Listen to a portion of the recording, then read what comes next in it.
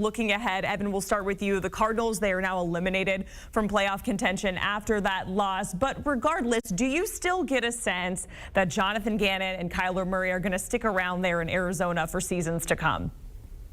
I do. And look, I was just like everybody else. We just saw sort of the coverage and some of the odd clips that popped up over the course of training camp and in the season where you wondered what was going on, and then the results followed in a fashion that didn't look like this heading in the right direction. But then you watch a little bit more, and this team fights. They really do. They were in this game before, again, San Francisco just got that ball going downhill in the second half. But specific to Murray and Jonathan Gannon, Jacqueline, I would say this. After talking to both those guys on Friday, Jonathan Gannon has a real appreciation for Kyler Murray, the person and the player that he is and can be. And they're very similar in a lot of ways. They're both very direct. They like things clear cut, black and white, no gray. That was something both guys acknowledged. And I think Jonathan Gannon is comfortable challenging Kyler Murray along with offensive coordinator Drew Petzing. And they've created an infrastructure around Murray where, look, he's getting paid like a top 10, top 5 quarterback, but they don't want him to be Superman every game. And that was different. And that's been different for Kyler going back to his high school days, to his college days in Oklahoma, and his first few years in the league with Cliff Kingsbury, where it was, Kyler, we need you to be the best player on the field for us to win. And look, they're going to need Kyler to make plays, but they've created, or they're starting to build, he's only played in 5 games off the ACL. They've started to build a scheme and a structure where Kyler Murray can play more on schedule, and then they can build around him and create a more complete team. So, look, it's going to be a challenge in that division because they got to deal with San Francisco. Seattle's always tough. Look, we know that.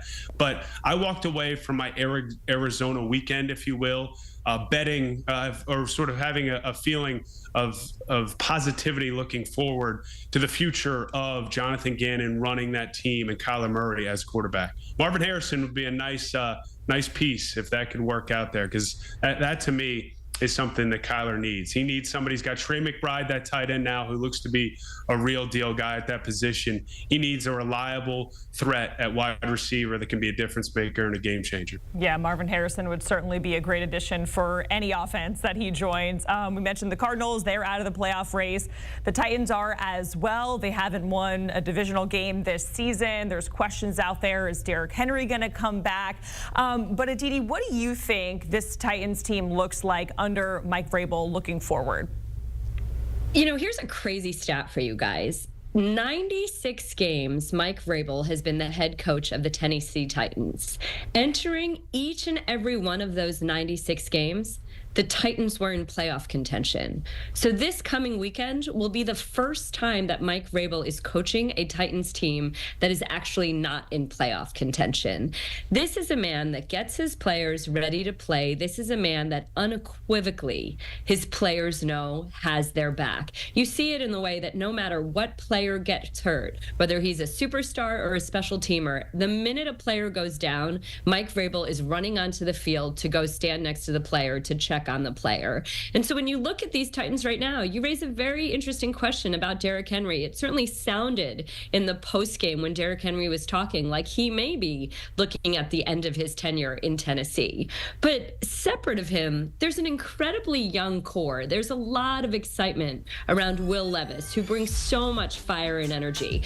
Mike Vrabel openly told us that part of why they went to Will Levis is because that's the only way you learn how to play quarterback, is by actually playing quarterback. There's no other way to replicate those moments. Tajay Spears, a young back who is so electric, so dynamic, who, like Levis, is an emotional leader on that sideline, who Mike Vrabel openly says, you need to bring the juice. We need your youthful energy.